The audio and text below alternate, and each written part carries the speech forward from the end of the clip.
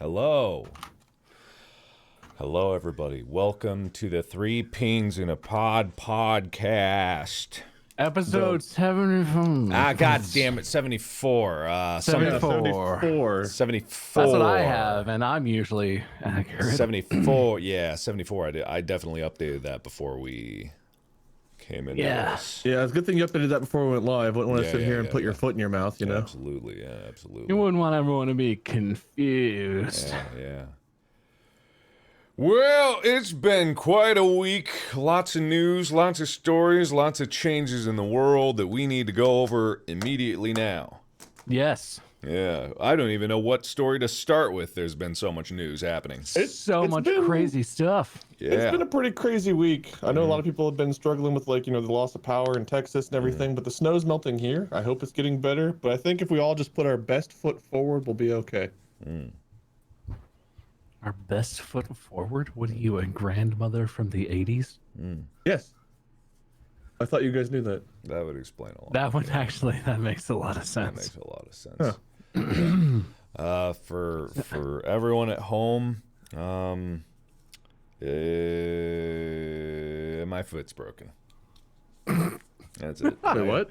I have a boot I heard you did a big pity party live stream and you were all blubbering all over and Hell trying yeah. to get sympathy. Yeah, dude, if I get injured in a way that can be hilarious, I'm gonna milk that shit. You know, if I actually go to the hospital and something's seriously wrong, like, I'm not gonna throw a pity party, but I broke my fifth metatarsal. I get to make fun of that.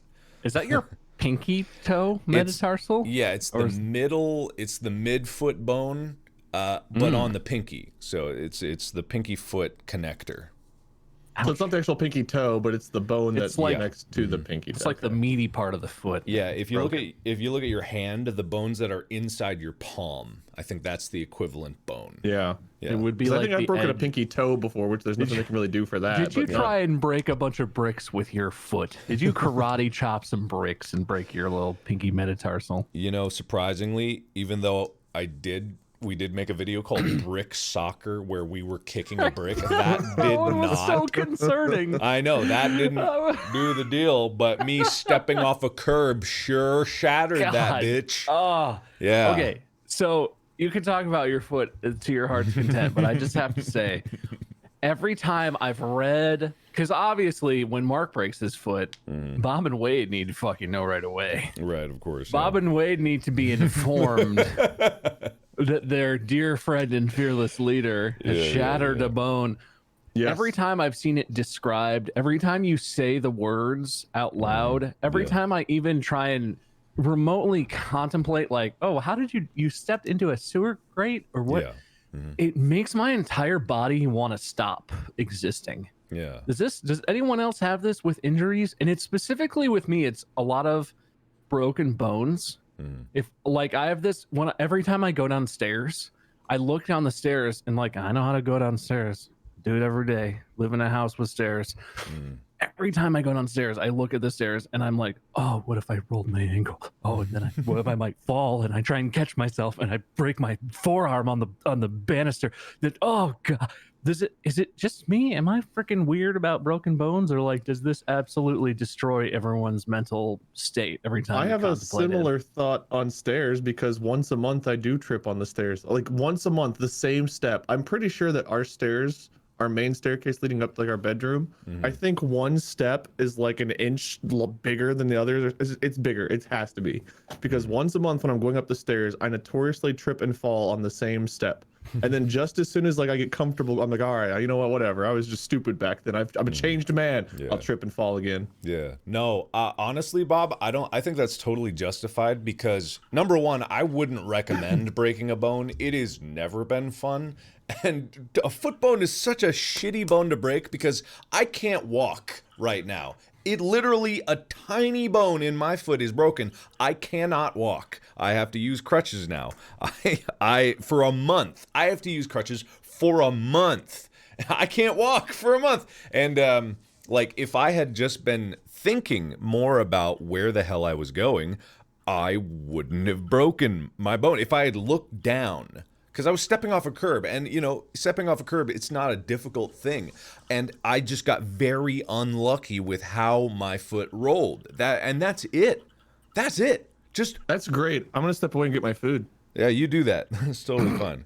You keep telling your story. No, that's great. I want to hear it. That's all the story. That's all the story. That's all it is. And then Yeah, that's like my nightmares though. Like Yeah. constant every day, everything that happens, it makes me feel sometimes like I'm an invalid because it's literally that exact thing. When I step off curbs, I look down, and if there's like a sewer grate, or if there's like in our neighborhood, there's like covered over sections of the sidewalk, but it's covered over in a solid panel. But I look and I'm like, oh, what if that panel gives out? Yeah. Like, oh, what if, like, God, I hate that. It makes me like almost throw up. It's really intense. Dude, I can't imagine though. I've heard breaking your foot is actually pretty agony because you know you walk a lot. Yeah, you do walk a lot. It's part of stuff. You really do take that for granted. Yeah, you definitely do. But yeah, just wouldn't generally recommend it. Also, the other difficulty that I'm having right now is because of that whole big opioid epidemic, doctors are less inclined to prescribe like prescription painkillers, which I get. They're a big problem across the America, definitely the opioid epidemic. But it also means that I have to, I'm relegated for my broken foot, which on my pain scale is pretty high, to Tylenol and Advil. That's what I get for my broken bone. So I've been taken up to the maximum amount of Tylenol and Advil that I can take, which is not very much. Sleeping has sucked. Like, I have not had good sleep the past few nights. I imagine. I think I was Anyway. sympathetically having trouble for no reason.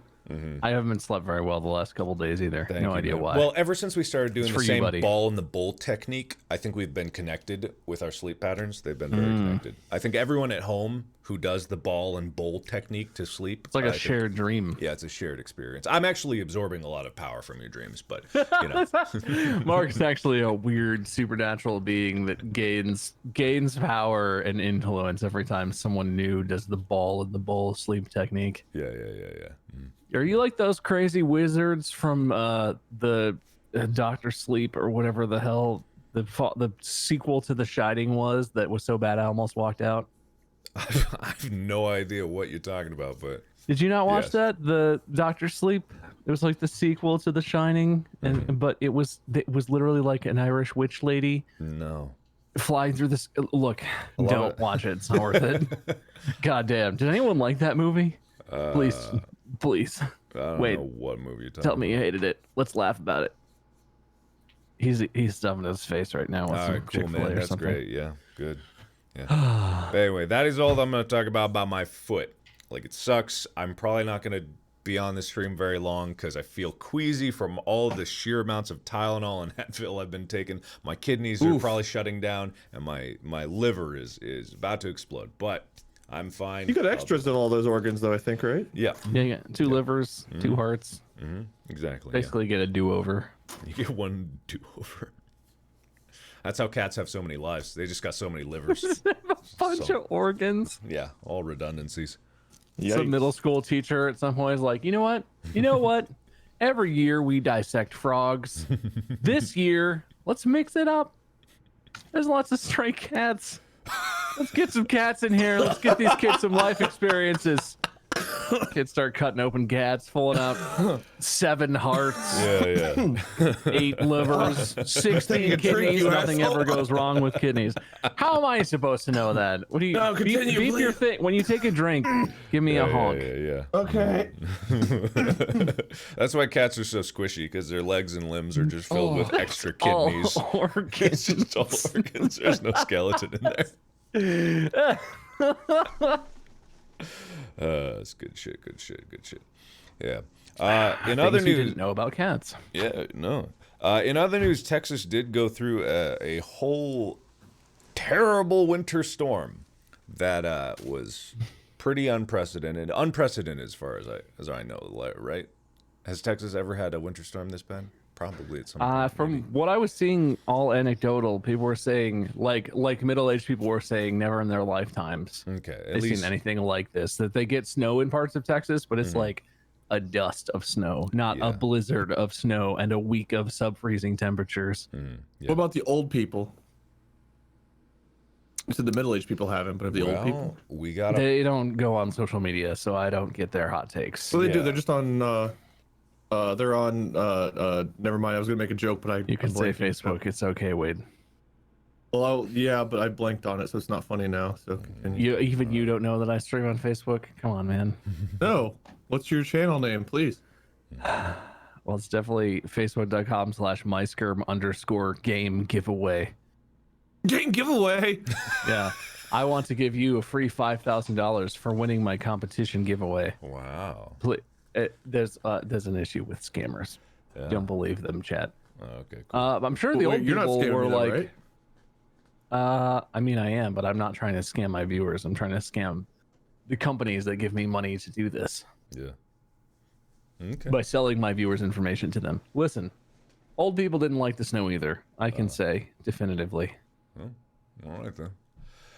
Well, the reason I bring it up is because I wanted to talk about. Did you see that one tweet from that company? It was an energy company in Texas, and they said, actually, let me see if I can pull it up. I think it was CPA Energy or something like that. CPS Energy, CPS. What was it? Yeah, it was CPS. So they made this tweet a few days ago that really riled a lot of people up, and for reasons that will become apparent as soon as I Did they delete find it? They might have deleted it. Let me just see if someone's let me see if someone's got the image of Oh, it. I'm already seeing that may have been fake. That may have been fake. Oh. I don't know if we're talking about the same thing. The 10-year spreading over. Oh, is that not it? Is that fake? Are we?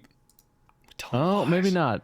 Share your thing, Mark. Well, I don't know haven't. what I found. I haven't found it yet. What are you looking at?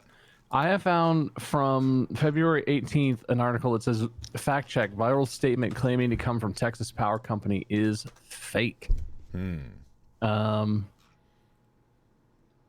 were faking a tweet from No, what's his no. face? This is Used not. car salesman guy too, right? No, this is not fake because this is an actual tweet on their Twitter account, CPS Energy. The question for them was, is CPSE going to provide payment relief to customers? And the answer was, we understand that it would be unacceptable to have customers bear the costs on their monthly bill because of the power outages. A lot of people's like energy bills skyrocketing. Some people had like $5,000 just for the month. But they said it would be unacceptable to have customers bear the cost of the monthly bill, so we are working diligently to find ways to spread those costs to 10 years or longer to make it more affordable. And No. and understandably, people weren't relieved when they heard that. They didn't just breathe a sigh. They didn't go, whoo, glad 10 years. All right, that'll make it much more affordable. Yeah, no, how about a mortgage to pay off your energy bill? And it just painted this picture of like, holy shit, that just sucks. Like, Yeah, good God. I've got nothing, because I don't know. I try not to speak about things that I'm completely ignorant about. But I don't know the whole like Texas, its own power grid and whatnot. Like it's from what I've seen, they have their own and whatever. They don't want federal regulations. Whatever. I don't know enough about it. But the fact that people who suffer the most, like the people who not only had intermittent power outages, but lack of heating, inability to go get groceries, stuff like that. Like there were people that died during this, and it's just like, and then at the end of it, you get a huge fucking bill that your power company is willing to work with you to pay it over 10 years time. And it's just like, man, just the individual person in Texas is getting screwed over like crazy. And yeah, that's just all. I mean, that's the story. What do you guys think about it? I mean, that's I love to think that the person who crafted that from the energy company was like, you know, what can we do? Well, let's do everything we can. We're gonna work with them. It'll be fine. And then they tweeted that out, and everyone was like, "I'm sorry, what?" And they were so proud of how compassionate they were. Yeah. I'm sure that the company is eating a lot of money in the damage that has happened, in the work that they've had to do. I'm sure that they are hurting as well financially. Oh yeah. But holy shit. Yeah. Is that just the terrible cherry on top of what has been an extremely tough and traumatic and death-defying, I think, from anecdote, you know, reports I've been seeing on social media, people have come close to, you know, running out of food, being in a house that is sub-freezing indoors because houses in Texas don't have insulation and they didn't have power for like days on end. I'm sure someone hopefully is working to make sure that there's a better solution than that. But the ultimate thing would be if they get that all set up, that's the plan going forward. And then they're like, oh yeah, and there's a little interest on there. We're financing it for you. So yeah. But like, God damn. Yeah, it's one of those things. And I remember something similar happened, not similar, but a moment where the price of energy skyrocketed for one reason or another. It happened in California. I think rolling blackouts around San Francisco or something like that caused spot prices of energy to skyrocket, which bankrupted many businesses almost overnight. Because suddenly they had to pay, because a lot of energy companies, they act as intermediaries between the people that actually make the energy and delivering it to customers, and then they buy energy, which is a very strange concept. You buy by the volt or amp or something like that, by the watt. Wasn't it by the kilowatt hour? Kilowatt hour, and like you send electrons my way and I'll pay for it. Like when you think about it, it's very strange, but and that's what's happening in Texas. Like all of a sudden, because of supply and demand in the market, all of a sudden demand goes up, and then all the companies supplying are like, "Ooh, yay, prices! We get to sell at higher prices." It doesn't matter what people are going through. They're like, "Yay!" And then the intermediary companies, which I imagine this company is like, "Well, what the fuck do we do?" Like we got like if suddenly no one's gonna pay their bill, which at the end of the day, if 1 million people decide not to pay their bill, what are you gonna do about it? Like, you can't arrest everyone because they like it's 1 million people. Like so a company just kind of just explodes, and then less people have a choice because only a few companies survive, and then suddenly there's less opportunity, and the free market has won. You know what I mean? Well, and another talking point about this. So over the summer of 2020, there were huge fires in California. They affected my area. Yeah. They affected down by you too. And in California, fires are annual. Like fire season is a thing. And PG&E in our area, their grid is just a mess. Their grid was not prepared. I think it's different. This is like a once in a century, once in a lifetime snowstorm. I don't think the grids in Texas necessarily need to be prepared for unbelievable blizzards to happen. But I've been hearing, and maybe it's again anecdotal more than verified factual, been hearing that the grids in Texas were woefully like poorly kept up. They were cheaped out, and this is a problem in California too. The electric company who's responsible for upkeeping the grid so that it is more stable and more resilient cheaps out at every corner possible. Yeah. They avoid doing things, upgrading things. They put band-aids on when a full fix is needed long term. Yeah. And this is not a thing that's exclusive to California or Texas, but utilities companies get away with all kinds of shit, cutting corners. And then the unstable grid causes blackouts, rolling blackouts, whatever. If there's any kind of weather, it hurts. It all hurts as the consumers. And then when that happens, the company's like, "Oh, we gotta fix it. We gotta fix it now. We got no choice." They just charge the consumers. Like, where is all this money going? People pay out their buttholes for utilities. Where does all the money go that is supposed to be going to upkeep the power grid, to maintain water systems, to upgrade and modernize these systems? I have no idea how it works, but I've seen so many reports of these sort of like big utilities companies mysteriously making millions and millions of dollars off of consumers who have, you know, it's basically a forced monopoly in a lot of places. Yeah. But then they don't spend it on anything that would actually benefit the consumer. They have no motivation. It's easier to take the fines and do the work after the fact because it costs them less or as much as it would have cost, and maybe they get away with it. Maybe they get to take a little bit more profit out. It's crazy. It seems like absolute bullshit. Well, I mean, that's the issue with things like electricity and water. Those kind of things, especially nowadays with electricity, maybe 100 years ago you could have argued it, but now it's essential. Like, it is essential for people to have electricity, for people to have access to power. It's okay that it's paid for. I'm not saying it should be free, because one way or another it has to be paid for, whether through taxes or by just paying the company straight up. But people need it. Same with water. And when you have a grid that is entirely run by companies that are only there for profit with as minimal regulation as possible, then you get companies that will cut costs wherever possible to make more profit. And you can't blame a company for that. They're a corporation. That's what they do. We've talked about this before. Corporations exist to make money. That's the point. It's not a good or bad thing. It's just what they are.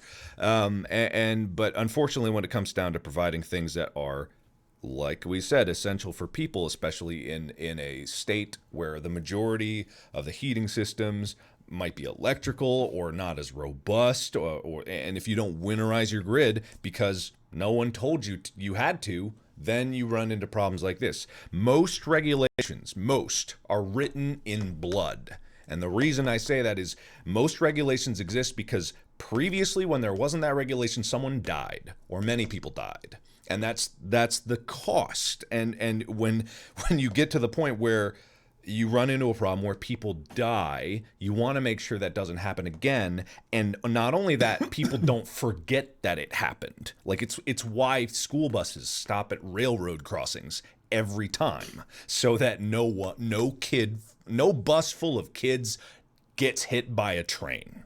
That's why. It may be, you could look at it like, okay, well, buses stopping at train tracks, it loses efficiency. They burn a little gas. Someone could come up with a spreadsheet of being like, well, all these buses stopping at railroad crossing, it costs like 1% more gas per trip every day. This is millions we could save if buses don't stop at railroad crossings.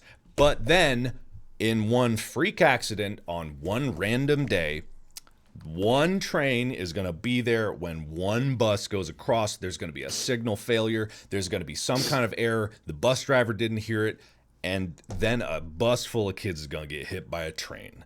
And that's the line that we just as a people have to decide, like, we're not going to ever allow this to happen, or we're going to do everything that we can to make sure this thing doesn't happen. And ideally, that's a thing that most people could agree on. And I think that in this situation with Texas, what the problem is, like, people need to stop looking at like the price of maintaining stuff like this. Like, you have to maintain it, because if you don't, other people might die, and the risk of that outweighs any cost saving that you could possibly have.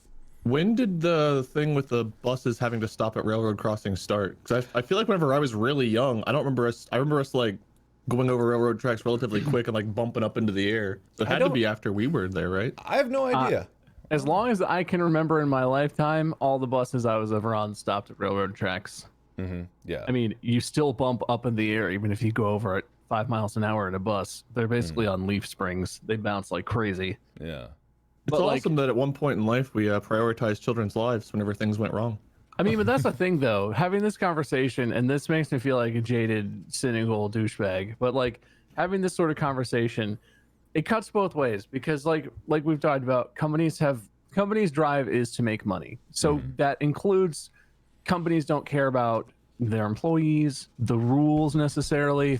If they make more money paying a fine than following the rules, they don't care about human life necessarily. Some of them do if they have leadership that does, but they don't inherently. But in the same way, regulations do not always care about what's best either. I feel like no one is in this with pure intentions. Like you said, Mark, regulations are often derived because someone dies, a large group of people dies, some catastrophe has happened, and government is like, oh God, okay, we can't let this happen ever again. But that, over time, that becomes bloated. I don't think anyone would argue with safety for school buses stopping and checking railroad crossings, but I think there are regulations that exist where you would look at that objectively and think to yourself, what possible good does this serve other than money in the pockets of the, whatever regulatory body? Yeah. Why isn't anyone good? Maybe that's a dumb question to ask. Maybe that's naive, but is anyone who's actually good interested in politics, or the only people who go into politics in Money it for and power. themselves and in it for the power? How do we get people who good in the right place? We don't make it where you have to buy your way into it. It seems impossible. Honestly, people have to buy their way into it. The amount of money people have to spend on advertising, and if they can't afford it out of pocket, it has to be backed. And if you're getting backing, the kind of backing that you need to advertise to get elected, who's going to pay for that other than people that have interests in you being elected? And if you're going into office with owing favors for people that are paying for your campaign, you have to deliver on those promises before you care about the promises to the actual people who elect you. Because if you're going to run for re-election, you have to be able to afford your campaign again. It all comes down to, in my opinion, unless you're already rich enough to pay for your own campaign, which I don't know of anyone who actually just does that out of pocket typically. It's the corporations who back you. It's like, oh, well, guess I've got to foot this in the bill. Do we need to save the children from trains? Yes, but only if we also give a tax break to, only if we save them with wholesome Heinz brand train signs. Yeah, shit, honestly, it's all about the money and the money trails, and the people who elect you, if you're the only game in town getting the money for advertising, it's like no one knows who else to vote for. It's like, well, I saw this person say something I agreed with, so I guess I'll vote for them. Look, whereas if you just see Wade Barnes on the ticket and you have no clue who the fuck that is or what they stand for, it's like, well, I guess I'll vote for the guy I at least heard say words rather than this random name on the ballot that I know nothing about. I can only imagine how many people look at the ballot and are like, this one, he sounds like an asshole. This one. Yeah. Whatever, I saw a sign, this guy. That's pretty much it, man. This is why, and I'm glad you brought this up, this is why I would like to present a full rendition of my overhaul of the whole political process. I'm here to pave the way. Have you ever seen the movie The Hunger Games? It's an obscure one, right? Okay.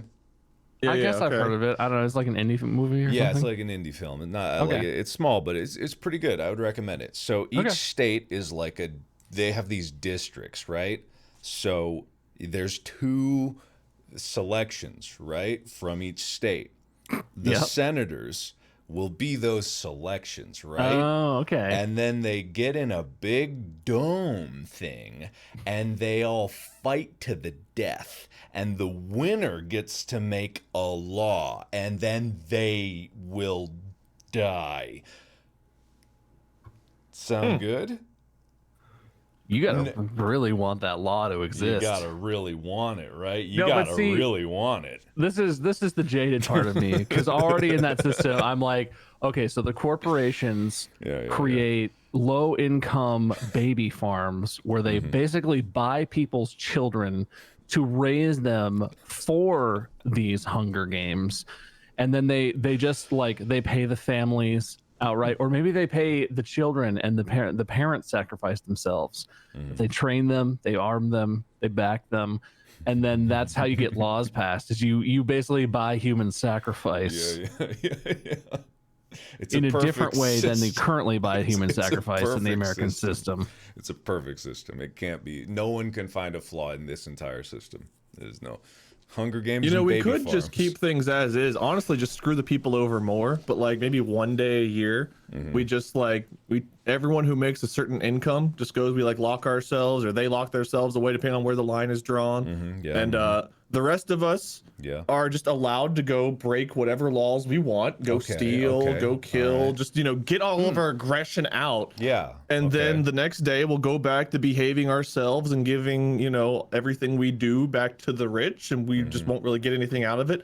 But you know what? Every day we can think about the fact that we're only 364 days away, or 363, however much it is, from being able to get our aggression out again on the people who aren't responsible for our pain. I like that. I like that. It's like you're pushing out all of the bad feelings out in one day. You could call it the push. The push, the push. I think the push is a good. Push them all out of the push. Yeah, you push all the bad emotions out, and all that's left is purity. Yeah. You just get the push. Yeah, I think that's catchy. I think that'll the purity catch on. push. Yeah, the purity push. The PP. You gotta get PP. PP. The PP. I like that. It's PP day, guys. It's PP day. And then no, not the puss. No. It's different. That's a different. That comes either before or after PP day. The puss. Oy. You gotta get all the bad stuff out. The bad stuff is the puss. Yeah, that definitely comes after PP day. Yeah. Well, what I've always thought about, like, with public office, in seriousness, I've always thought that public service should actually be a service, and it should not be fun, enjoyable, make you powerful. Like it should be a burden. It should be cumbersome. Like it should be something that is so serious that the office should be set up so that people have to take it seriously. You know, you don't get to go anywhere. You live in a tiny building in the Capitol. It's like a prison sentence, but you're there to make laws, and that's it. You give up everything else. You give up your assets. You give up your home. You give up everything because you're gonna serve. You're gonna serve for the people, and it's like there needs to be more weight in the actual service part of it, because I have a pretty firm belief that the majority of people, like if there were no political parties, the majority of people, like 90% plus, want what's best for everyone else around them. Like there are very few terrible, evil people in the world. I believe that. There are many, but it's a minority. And I believe that the majority of people actually want to do. All the disagreement should be about is how that's done. But the idea that if someone disagrees with you in that aspect, they are your enemy, is just the most terrible, like, programming that has been infused into the entire system.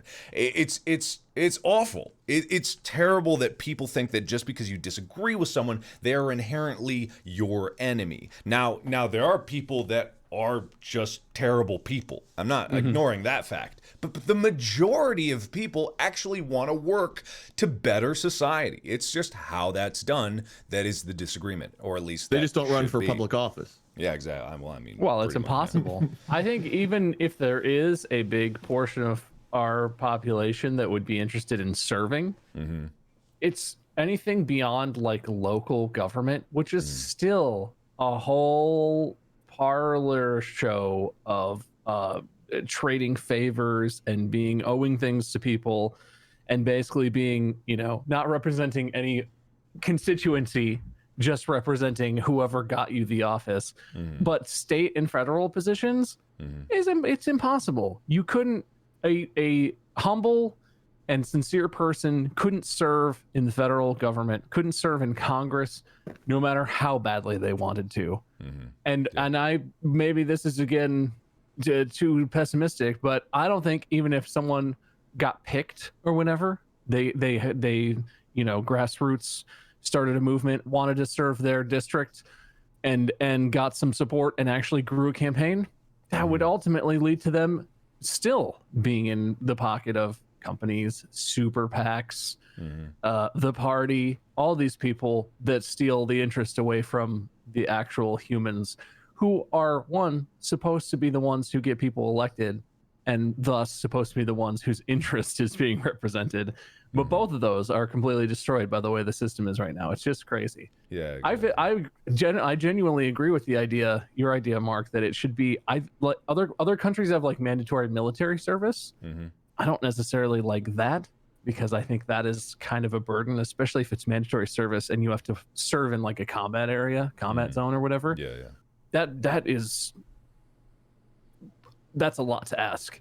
Mandatory government service, I don't think is too much to ask. You want to live in a free country, you want to live in a democracy, you want to have a strong, society where you get healthcare, you get utilities, things are stable, things are good. Yeah. You have to serve in your government, state, local, federal, wherever. Mandatory service, no six-figure salary, no huge campaigning.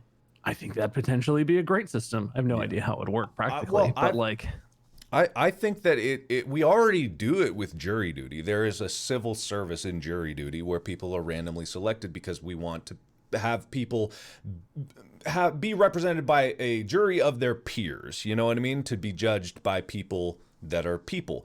I feel like there's a way where the House of Representatives or whatever body of government could be, whether on the state level, local level, city level, or national level, could just be randomly selected people.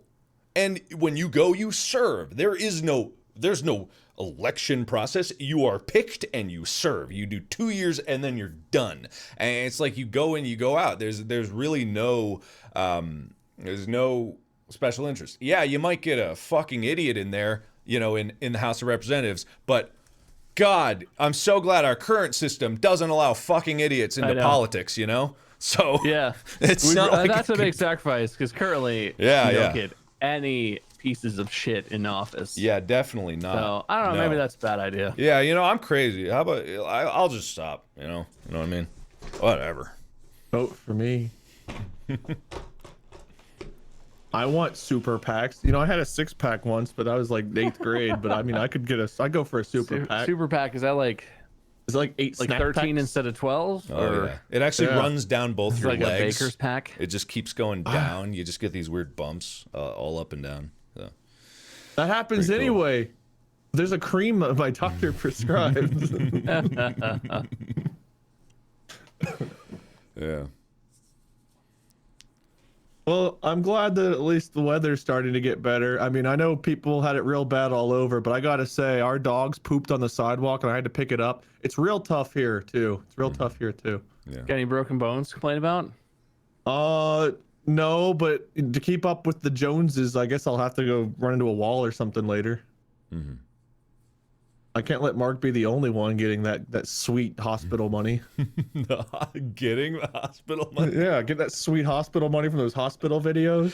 I did not monetize my hospital videos. Your accountant must be brilliant to figure out like how much you're gonna spend in hospital bills versus how much you make from like making so many videos. Is it like a 3 videos to 1 hospital visit? Like what's the proportion? Dude, I'm gonna do a video later that's looking at broken foot memes. So Okay.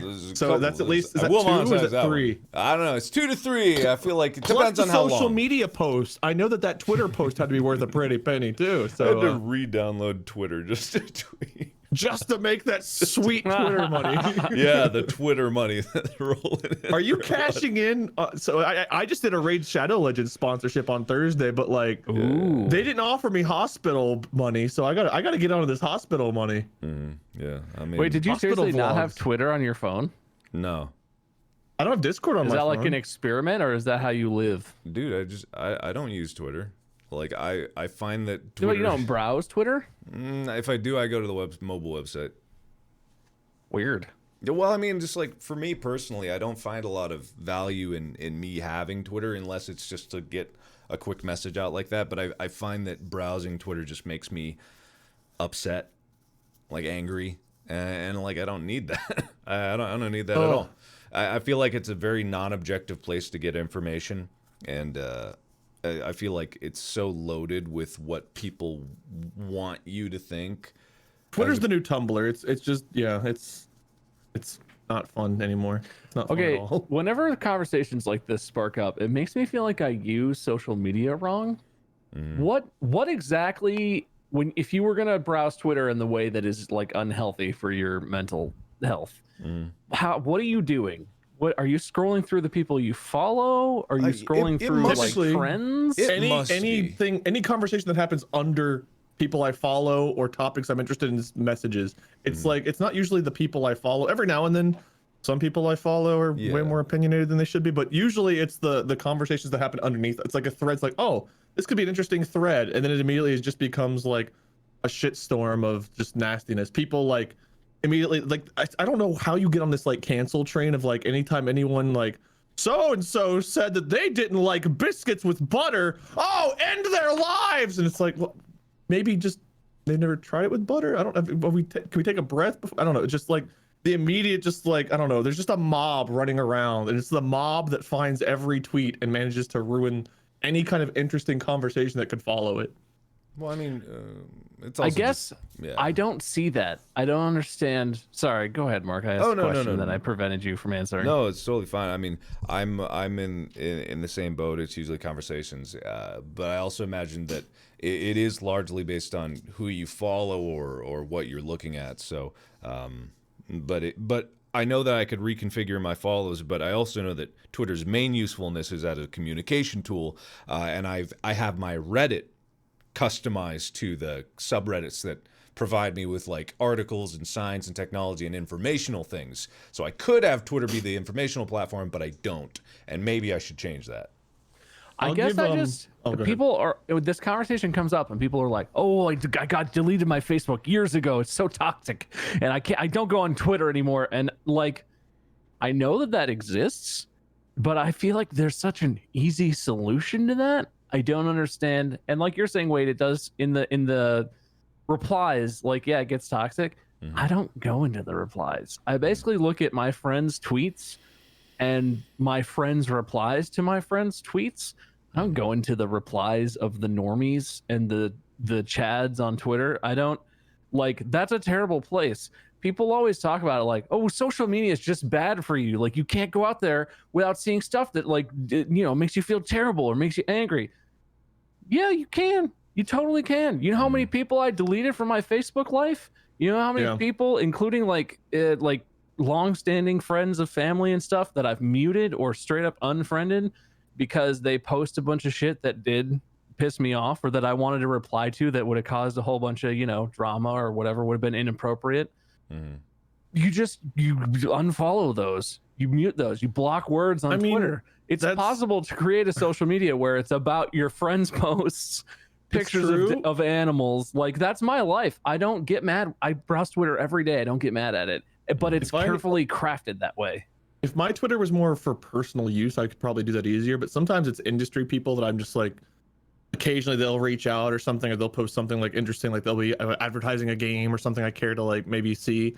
But like, I'll give an example of when things really sucked. Like last year, it was like what, June or July, there was the big movement of like people calling out creators that were doing terrible things and stuff. And I was with the company OPG, and the CEO Omid got called out for being a terrible person. And some of the people I followed were talking, like I didn't find out from like someone messaging me or anything else. I found out by logging onto Twitter and seeing everyone like adding this person that led the company I was a part of, and it was like, what? Excuse me? And I was trying to like do any kind of research to see what was going on. And already there were tweets from some industry people that are like, any creator that's still there and hasn't left cares about money, and that's it. They don't care who gets stepped on along the way. They are a terrible person. And it's like, no one, like, that was so stressful because it immediately put pressure on me to just be like, all right, I'm out. But what those people don't consider is the fact that we had contracts, right? We all signed a contract, and there are ramifications. There's legal things that happen if you just terminate a contract and just walk away. I didn't have a chance to contact a lawyer and be like, hey, is anything bad going to happen if I literally just leave, cancel my contract? Like, what happens in that case? Like, can I do that? What do I need to do that? Can he just be like thrown out of the company? Can we do? There was no time for any of that. It was immediately like, you all leave. If I see your name still on their list tomorrow morning, I'm unfollowing you. You're a terrible person. And there's a lot of moments like that where like people you don't expect, people that usually don't jump out and say crazy things, will just be on board with their torch and their pitchfork in hand. And it's like, all of a sudden I was in the middle of a witch hunt, and it's like, I don't know. So we all had to like hire attorneys after we left to try to help clean up the mess. It was a fucking nightmare. And it was super stressful because it's like, one, that was a big source of income. Two, we had no idea what kind of ramifications there were for just walking away. Ultimately, what ended up happening, I don't know if I'm allowed to share all this, but oh well, is the company like completely is gone, like bankrupted itself.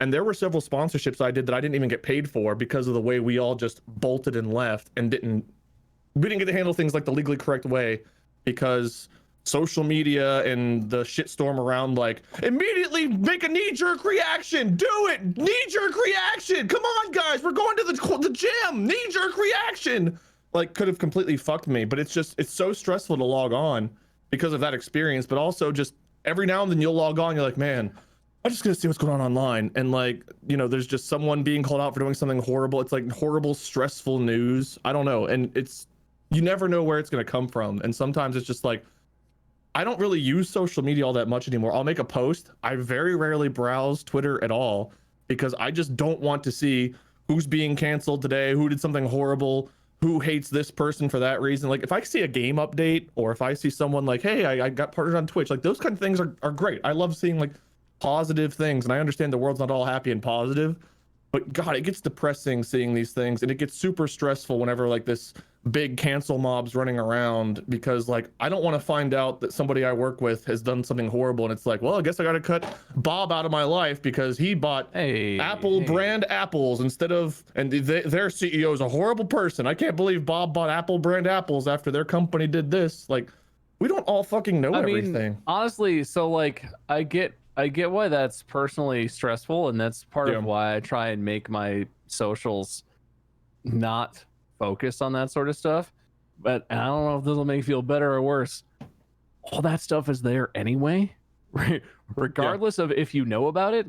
All that stuff that happened with OPG and all the stuff surrounding other like abusers and stuff, that has all already happened, and it's all playing out on social media. But like, I guess I would rather be aware of what has happened so that I can choose to act how I would want to act.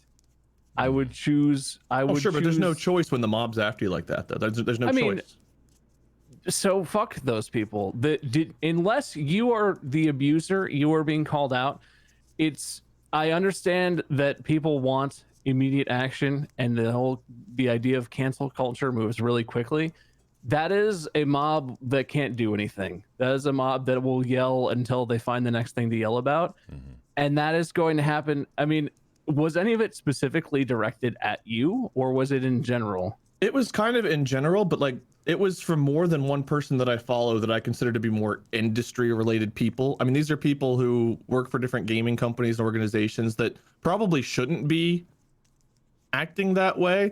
But as soon as anything social justice jumps up, they are immediately like knee-jerk reaction thing. And it's more like, I feel like the court of public opinion means more for our careers than a lot of them, because it's not like we're going to a normal 9-to-5 job. Like, if everyone has an opinion of us, true or false, like the truth of their opinion doesn't really matter so much as if a lot of people believe that I'm a horrible person because I didn't leave OPG the day that all this stuff came out, that could be the end of my career, assuming it's a big enough thing. That one probably not, but you know, if everyone assumes I did something horrible, if somebody makes like an allegation against me or something, or someone's like, wait, I saw you on TV, you robbed a bank, and it just happens to be like my evil twin brother or someone that looks like me, like that opinion means more than the truth of it. And it can be very difficult to prove like something was false to the masses that don't even typically follow you. So at least in my brain, it was a moment of panic. And I think that I do think that one interaction did affect my outlook on social media in general. But also, just like last year was such a rough year, and it's still rough this year. It's really, really tough to just be mentally okay at a lot of times with the pandemic, not being able to go to restaurants or see people and stuff like that. And you turn on social media, and instead of being a fun escape, it's just so much negativity. And again, like, if you've managed to find a way to mute and block the right people or not follow the right people, that's fantastic. But like, sometimes it comes from unexpected sources on my feed, like people that I'm used to just having positive, interesting feeds or interesting takes on things, and then all of a sudden they'll be really negative, and it's like, it's just easier for me to go on, type a post about going live or this or that, and then just turn off Twitter and not even bother looking. And then, you know, I'll still find out news either from someone else will message me like, wait, did you see this? And it's like, well, no, I intentionally try not to see that. Or my stupid phone is like, wait, you missed this important news update. There have been X amount of new COVID cases in your county. And it's like, thanks phone. I'm trying not to see these things. And I don't know. It's just, sometimes it's really difficult when you're having a tough mental health day, whenever social media just hounds you with negativity. Sorry, I keep going on these long tirades. I don't mean to be, but no, I mean it definitely sounds like it really impacts you. I have slightly different reasons for why I don't look at social media, not necessarily. But that whole conversation that you're bringing up we could talk for hours about that. Yeah.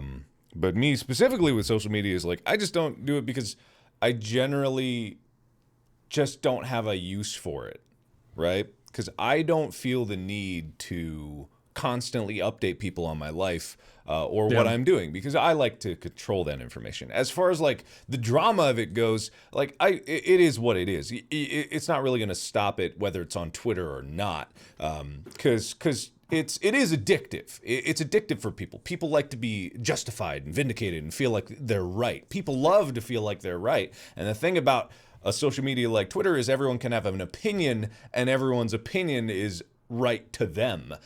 So everyone gets to have this little feedback loop of being right, but then it coalesces into a big storm of everyone being all right at the same time. So really for me, it's just that I don't do it just because I don't really have a use for it. If I have a use, I will obviously post about it, like with my foot, but the negativity isn't really what gets me down, because I like to stay on top of things no matter what, positive or negative, because I feel like it's important to keep that in perspective. But with mental health, it's obviously like if you can't look at it, then definitely don't look at it. And that's a whole nother conversation. But as far as just social media goes, that's why I don't do it, Bob. Yeah, that's I mean, that's fair. I don't think it's a thing that's a necessity. I just have always found it pretty enjoyable for the kind of personality that I have, just to like see what's going on. I will say to Wade's point about, I don't know if it was a specific I mean, it just affected you, I guess. But in regards to sexual assault and how that plays out on Twitter, there have been many times where it's gone way beyond holding someone accountable and supporting someone who's been a victim into people, you know, assuming things, thinking they know what happened. Twitter is not a good place to get facts out. Yeah. But Twitter is a great place to be able to support people. Twitter is a great medium for someone who feels alone, a victim who maybe feels completely alone or feels like they are in danger or feels like they don't have the power, but they want, you know, their abuser has all the power, has all the social capital, whatever. I don't think you can blanket say that the way that, just because that does play out and people take it too far and people take it to beyond the facts and beyond what is appropriate on Twitter, I don't think you can say it's a bad thing. I think it's been an amazing thing that social media in general has allowed people to find support, to encourage them to stand up for themselves, to not just let, you know, someone who's very successful, very visible, doing this potentially to multiple people, abusers, get away with this. It's important that happens. And I don't know if social media is the best platform or the right platform for it, but like, I just want to make the counterpoint against kind of how it impacted you. I'd certainly consider. Oh yeah, I don't think it's a I have no bad idea thing. what I would do if a friend, you know, someone who I play with all the time or work with closely is called out and suddenly, like, you know, who I think they are is not at all true or whatever. I don't know what I would do. I'd probably panic too. It's very stressful. But I just want to, like, just for the viewers, I want to put out there, cancel culture as a meme is more nuanced than just like, oh, cancel culture is bad, it's stupid.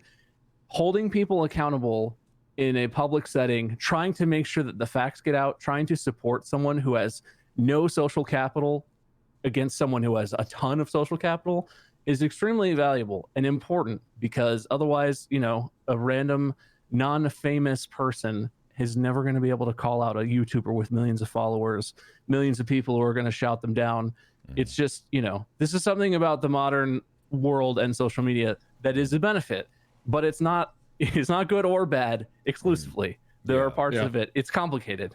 But I just feel like I hope you both agree. I think you probably both agree that is important, but it's nuanced. It's complicated. Obviously, it has different impacts on different people. Yeah, what it really does in social media does, because people like to look at things based on the perspectives of how things were in the past. But the problem with social media is that it completely changes the power dynamic of social structures. Because if one person, I can say whatever I want on my own. That's freedom. I can do whatever I want on my own, like to myself to an extent, obviously. But that freedom stops when it affects someone else directly. Like the old quote, I can swing my fist in the air as much as I want. My right to swing my fist in the air stops at someone else's face. You know what I mean? But with social media, it's different. And like you said, Bob, not good or bad. It's just fundamentally different. The ability for someone to be able to defend themselves in the face of someone with a larger following is a different dynamic, or someone who has power. Like, it's a different dynamic to be able to empower people like that. But with social media, it also creates counterpoints where a lot of people whose ranty, weird opinions would normally not be taken seriously suddenly have a platform. Like with flat earthers, like it's like things like social media give those voices an equal opportunity to have the same weight as other less ridiculous ideas. You know what I mean? It evens the playing field, which causes the previous playing field that had balanced itself out with pluses and minuses. There were definitely errors pre-social media. I'm not saying that it was all perfect. It definitely wasn't. But it's just changing it. And this is all part of adapting to a world that is interconnected and where social media does allow people to have the same voice no matter what. Like, a lot of people forget that there's not only different, like, opinions of people, there's entirely different demographics of people on Twitter. There's young people, there's old people, there's people of all ages, races, like everywhere across all spectrums. There's so many different people, and all have the same opportunity to have their voice heard. And that is just different. It's neither good or bad. Maybe in the end it'll be discovered that it's more bad than good or more good than bad. It's here and it's happening, and it likely will never stop. So it's about finding what needs to be done to minimize the bad. And that's pretty much it. I agree. I think people being able to have a platform to come out and to hold people accountable for things they've done wrong is a good thing. But it can also be overwhelming. Again, from my perspective, just every time we logged on for like 2 months, it was like someone else being called out.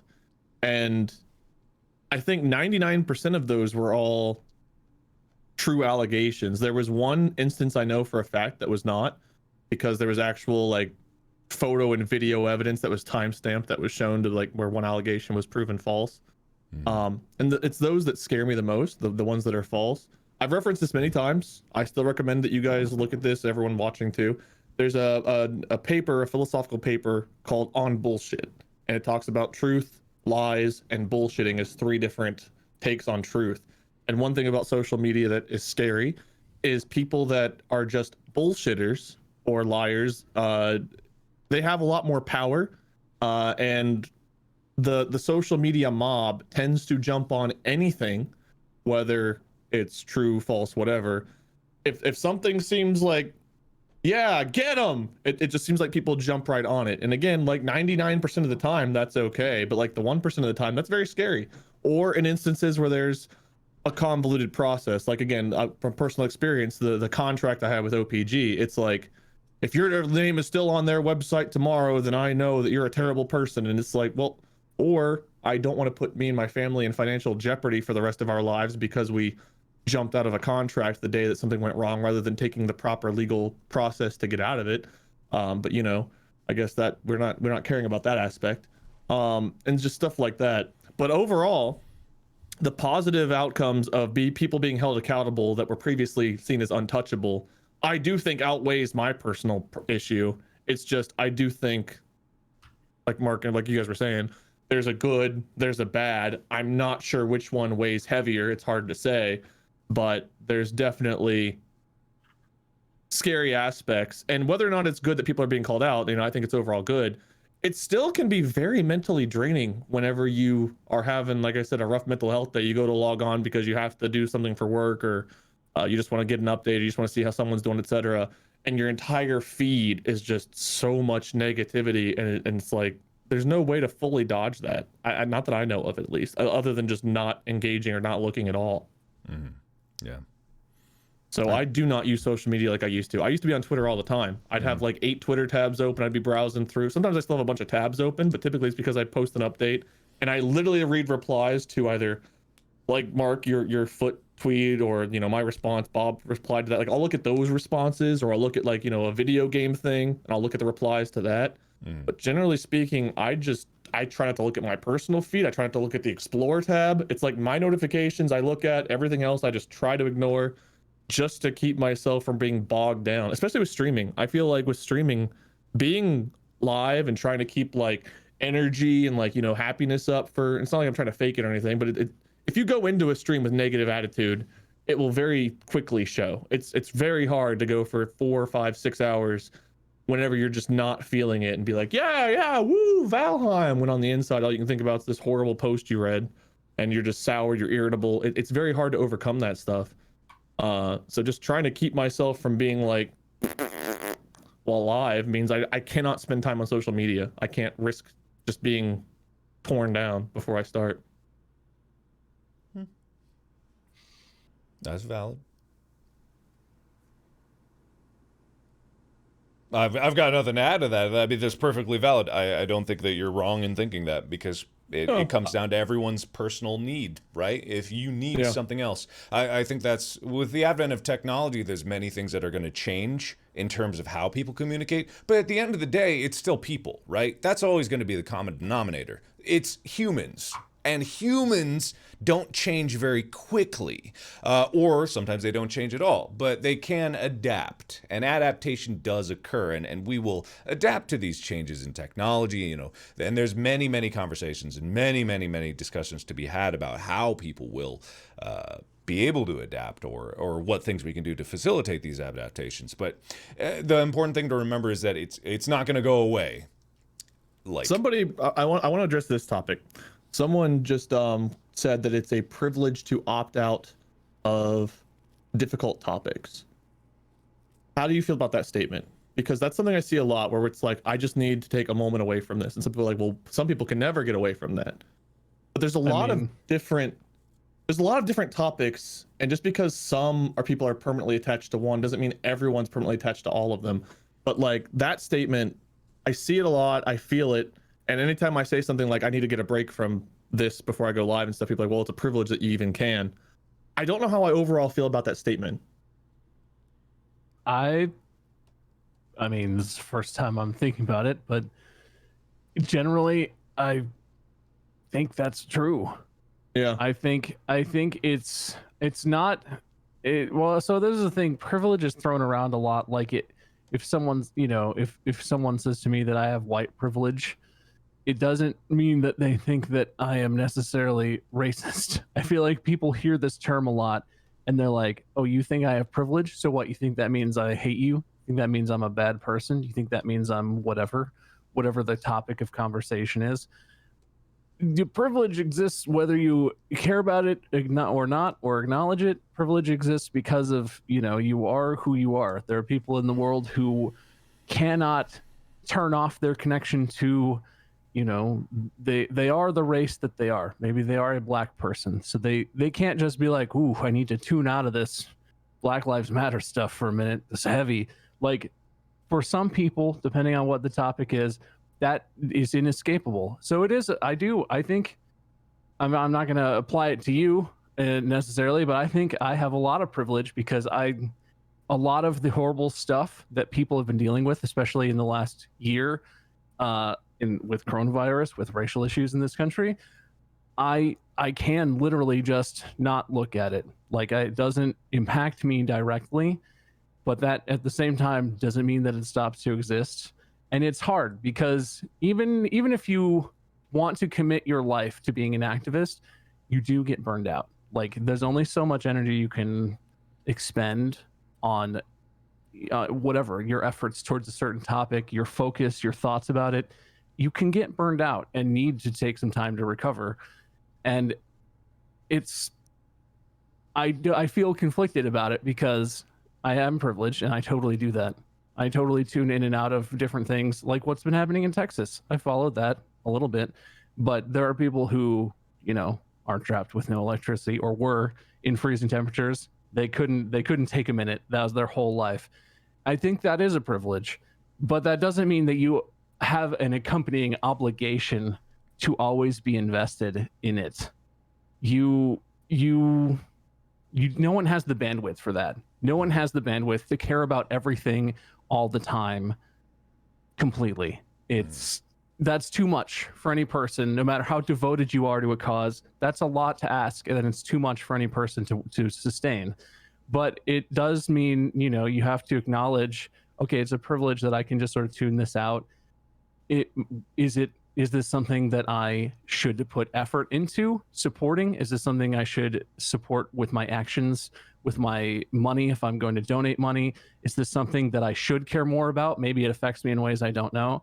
You just have to be aware of it. I don't think it means it's necessarily a bad thing. Everyone has, well, I don't know if everyone, but a lot of people have privileges like that, whether you're aware of them or not. It doesn't mean that it's bad, but it's something to be aware of. I 100% agree with that idea, that you have to acknowledge and you have to think about, like, am I being an asshole right now, overlooking this thing that's impacting my friends or my family? It's impacting my community. Is this something I should be invested in, even though I can tune it out and I have? Is that a bad thing? Am I missing, am I missing something I should be a part of? Yeah. And it's hard to deal with, but privilege definitely exists in a lot of ways. Yeah, I mean, I completely agree with everything that you said. There's certain levels of things that are affected by just your ability to determine your own life, right? So, like, if, say, a white person, if someone says to, like, oh, you have privilege because you're white, and they're like, okay, sure, and that is their right to go, no, okay, whatever. It's their right, because they are their own person. That's like the give and take with freedom. Now, because of the complexities of social structures, that response can elicit like various different chains of responses that occur. Some people who are racist might celebrate that. Some people who are trying to change the world for the better or for the betterment of them or their people could disagree with that. And the effects of that are too numerous to even calculate.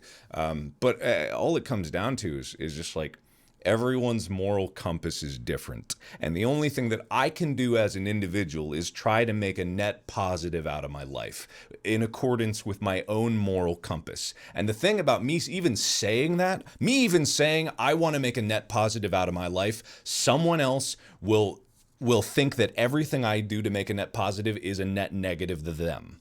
Like it's always a give and take. And I'm not saying that everyone's on a level playing field. Let me get that very clear. There are people that are distinctly wrong. If you're racist, I fucking hate you. That's pretty much it. But at the same time, when it comes down to those conversations that happen about recognizing privilege, I personally believe that you should, like Bob said,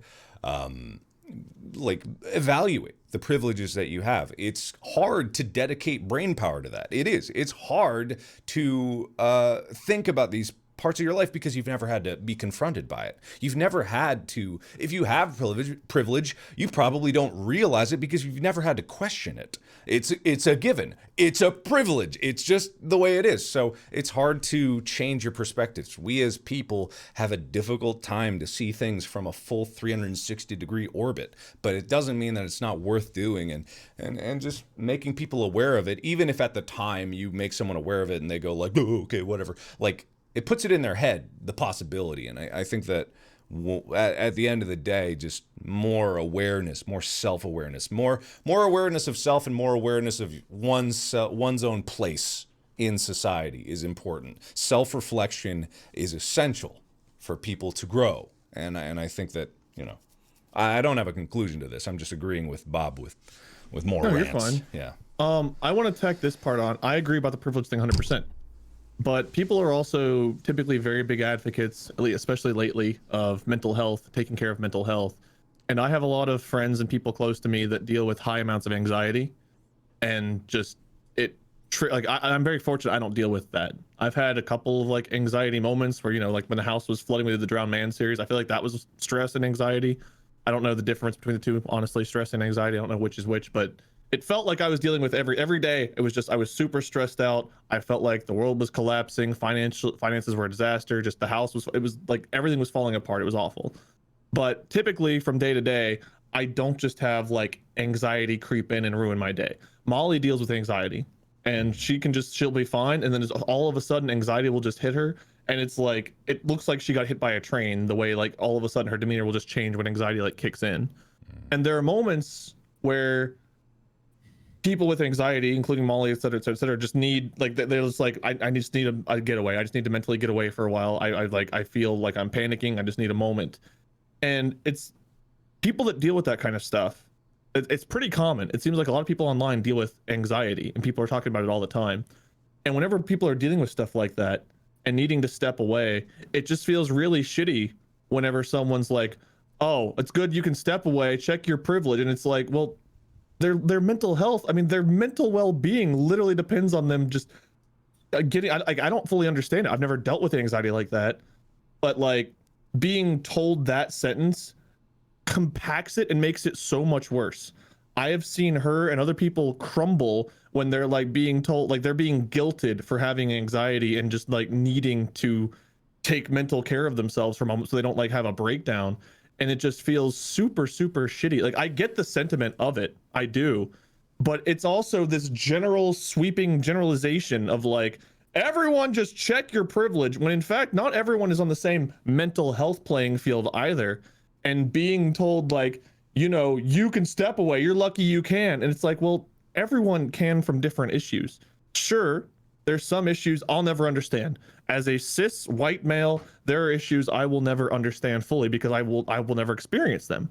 But people that are trans deal with different issues than people that are black, that deal with the people that are female or Hispanic, et cetera, et cetera, et cetera. And we all can kind of step away from one of these issues, I imagine, versus others. But just like throwing that into people's face that are already dealing with anxiety, again, it's a personal connection for me because I know people and my own wife deals with anxiety. So it's one of those, it's like, it's a triggering phrase for me because I agree with the sentiment, but when it comes to people around me who are battling with mental health issues, and then on top of that, they're guilted for needing to take a mental health break, that also feels wrong to me. And the people that are like, check your privilege, I don't think they consider other people's mental health. I think they just see a white person and they're like, you are lucky you can do, like, you know, like, again, cis white male, I'm the epitome of privileged. But like, it's not me I'm worried about, it's the people that are dealing with other things that maybe they don't want to come out and talk about. But then on top of this, they are being hounded for not like speaking up more. And it's like, one, not all of us have an opinion on every issue. There's some issues I don't know. I have not done the research. I've not experienced it. I should. I need to. Like when Black Lives Matter was a thing, I started supporting it. I still have links up and everything, but I didn't know. You know, I didn't know what to say. I had never spoken out on issues. I had stayed silent for so long on these kinds of things because one, it was super uncomfortable for me. I was scared of trying to dabble. I was afraid of putting my foot in my mouth and saying the wrong thing. But like, I feel like there's a distinction to be drawn here that's important because I think you are on Black Lives Matter is still a thing. Yes, I agree. Exactly right with the mental health issue. But that, I honestly feel like that connects right back into what we were talking about with social media. I think people don't consider that there's a person on the other end of the screen. I think it's completely fair to decide when you need mental health breaks, to decide what you need to do to take care of yourself. And I think people forget that we can't know what's going on with other people. People on social media may see a post and decide they know what's happening and decide they need to judge. because they know all the facts, like you're saying, and you can't judge. You can never know why or when another person may need to step away from something to take care of themselves, to feel safe or comfortable in their own head, in their own mind. And people want to make that judgment all the time. And sometimes, like, the thing about that is it cuts both ways. Sometimes people will just hurl that, maybe that specific phrase, check your privilege, or other phrases. They'll just hurl stuff at people thinking they know what's happening. Sometimes people probably have used that as a defense mechanism for themselves. Something comes up, an issue comes up, a person is in the hot seat, and they're like, you know what, this is bad for my mental health. This is bad for me. You can't know the truth. You can't know if a person is manipulating you with the facade of mental health, abusing that. You can't know if a person is in a terrible place mentally themselves, what they're dealing with. And you can't, social media is hard because you kind of have to take people at their word, and you kind of know that all the words on social media are kind of lies. Like, everything's, not quite the truth, not necessarily all the facts. And that's why hurling personal judgments around on social media is kind of an issue, because you never know all the facts. You rarely know any facts. It's social media. But I feel like, and this is my approach to a lot of things in life, I feel like you have to defer to people. You need to have what's best for the most people happen. If one theoretical person is acting in a privileged way or whatever, or displaying some sort of privilege that you see on Twitter, and that's, maybe it's something that affects you, or it affects people that you care about, but they are also saying, for my mental health or whatever, they're expressing their truth, or they're expressing whatever they're expressing. You can't be, it's not your place to judge if they're lying, if they're telling the truth. It's just, I feel like I would always defer to, let's just let everyone take care of themselves. Like, maybe it hurts you, and maybe I don't understand that, because like you said, Wade, like I don't understand what it's like. I am also the epitome of privileged in so many ways. So I don't relate to a lot of experiences that you out there, viewers, commenters, whatever, have. But I feel like you have to defer to, okay, well, this person needs to take care of themselves. I'm going to accept that, even if I think they're wrong, or maybe they're missing, they're not self-aware about this or something. Like, it's just not the place for it. Social media is not the context for that, and people abuse that in both directions. But you certainly see it a lot more with people just hurling judgments of like, ooh, check your privilege. Ooh, that's pretty racist. Like, it's not a good context for that. It's not a place to have a discussion. And these sorts of things, you need to have a discussion. If someone is accused of something, they deserve a chance to have a discussion, to tell, to get the facts out, to be truthful, and to talk. And maybe they were wrong, but maybe they're willing to learn. Maybe they're willing to hear you and be like, you know what? That's terrible. I feel I acted really like an asshole. I am wrong. And I hear you. You can't have that on Twitter. You don't have that discussion. It doesn't happen. So there's nothing positive that's going to come from that anyway. But it's just not a good place. It's just not. Yeah. I mean, to be perfectly honest, it's fascinating to watch my own chat right now.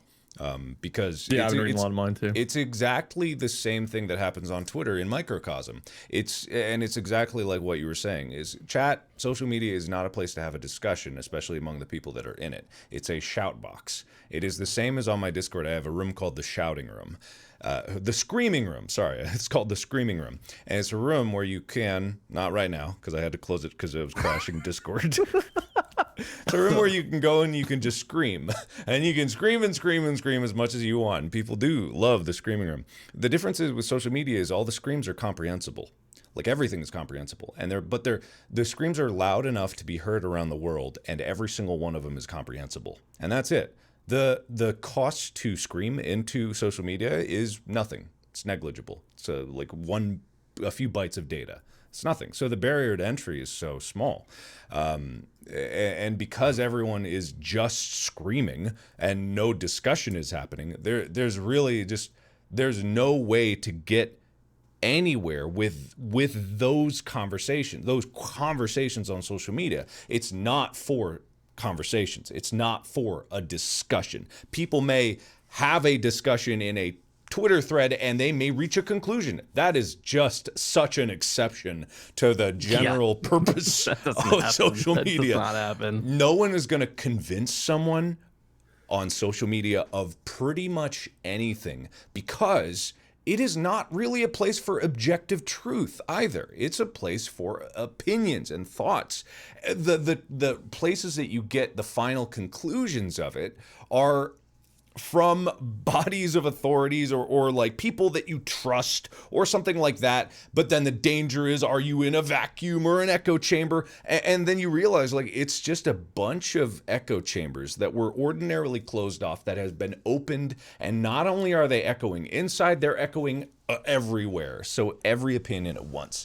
It's if you go into a thing like social media looking for an answer, you'll get how many people are in their world? 8 billion? You'll get 8 billion answers.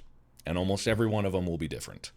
And so it's just like, if you're looking for it to be a tool to find the right answers, you are fighting an uphill battle. It's just because when you get with the system with humans, I don't have a conclusion, but I agree with a lot of what Bob was saying, and it's a complicated issue. Let me make a quick aside here. I just want people that are in our chats, if there's really bad news, like, you know, viral news going around, something devastating happened, don't be the one who goes around to everyone's chats spamming it or cheering bits and be like, hey, did you hear this horrible thing happen?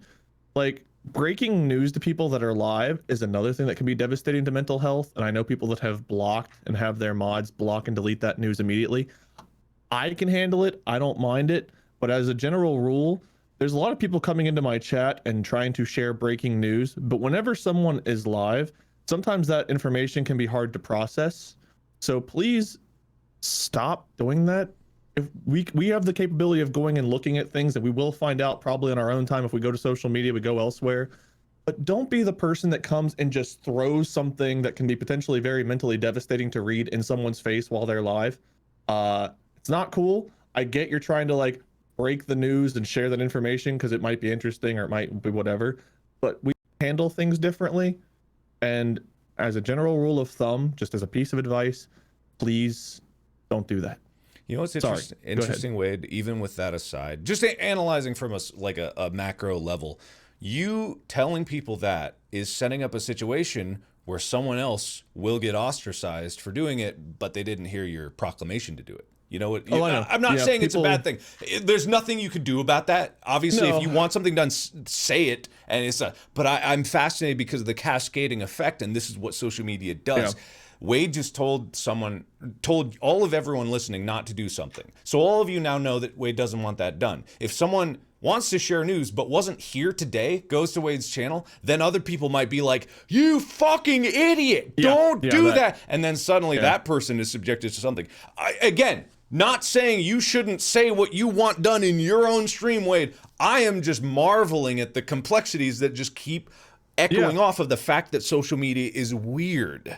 Well, there's also the other group that will intentionally come and do that now. Exactly. Because I said not to do it. Exactly. Yeah. So, yeah, and you don't know which is which. I will say the way we do it here is typically if there's something shared like that we don't want in the chat, the first thing we do is like mods will delete the comment and then they will tell the person like, hey, we don't share new, like they will try to like break it to them as if they're new and they don't know any better. Yeah. Some people don't take the hint. Or have you noticed, I don't know if you noticed this, sometimes someone gets like a comment deleted and immediately, like, you know, they get something deleted and their immediate reaction is to not think, I wonder what I did wrong. It's to get pissed off and feel like they were wronged and then become more of a dick. Like, people handle things very differently. It's very bizarre. Some people cannot handle being corrected or told how to behave. Like, I consider, like, you know, your stream is kind of like going into your home. Bob's stream is kind of like going into Bob's home. Like, we all have our own rules. We all have our own way of running things.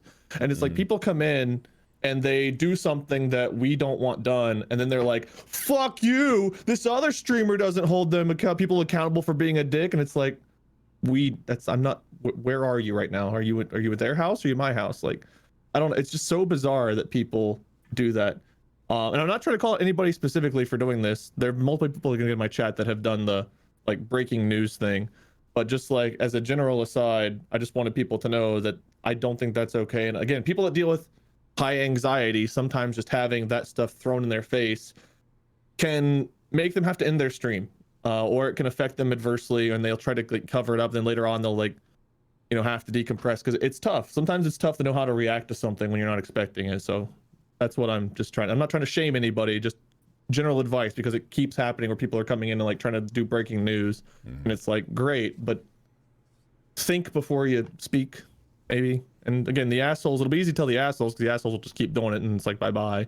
But like you said, someone new will come in, share the news again, and it's like, all right, well, I guess let's do the song and dance again. I can only repeat myself so many times. It's just like every stream, how it's like, does Bob stream? Where's Bob streaming? It's like, Facebook.com/MyScar. It's one of those things where if you want to be a part of the system in any way, you have to be subjected to all of the good and bad of the system. Like me as a content creator on the internet, if I want to exist as a content creator, unfortunately, like I can't protect myself from all of the negatives of it. I kind of have to accept the good with the bad and then just live my life working towards making more good than bad. I think there's no real conclusion to be made. There's no right way to go about it. But at the end of the day, for me and my philosophy is just like, I do what I can, and what I can't do, I can't do.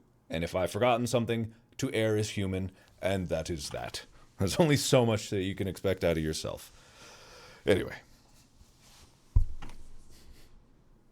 You guys want to play games? Unfortunately, I need to go to get some more painkillers and lie down and get some food or something. I'm feeling queasy. Man, I'm feeling queasy. So I'm going to take it easy. And, yeah, no worries. And for the people out there bitching that we're talking and not gaming, we do this every Tuesday. Podcast is the literal fucking section I'm in right now. I'm not in game. It doesn't say Valheim. It says podcast and talk shows. All right, sorry, just want to get that out. If you go to Wade's stream and tell him he's in the wrong, doing the wrong thing, instant ban. Everyone ostracize that person. You need to get. I think you should raid Wade with a very specific set of instructions. Yeah, no, we should do a cross-platform Bob raid. What's some bad news that happened today? What do we got? Okay, you know, don't say that bad news. Don't say anything specific. Just go to when I raid Wade. Just be like, man, did you hear the horrible bad news? Man, I wish you the best of luck. I'm going on a 10-minute break to anywhere else. I'll be back, you guys. All right. They are going to keep streaming. Remember, Bob is over on Facebook, facebook.com/myskirm. The link is being linked by the mods here. Or Wade, if you ask Wade where Bob streams, he will also tell you. He will tell you very specifically, so don't worry about that. He's got definitely ask. He knows. Yeah. But you guys have... Yeah, you guys have fun. Take care. I'm gonna go get some more Tylenol. Hope you feel better, dude. It shouldn't be. Just more day than by day, days. Put one foot in front of the other, and soon you'll be walking out the door. Thanks, man. You're welcome. Thank you. All right, bye, guys. See ya. Bye. Bye. Bye.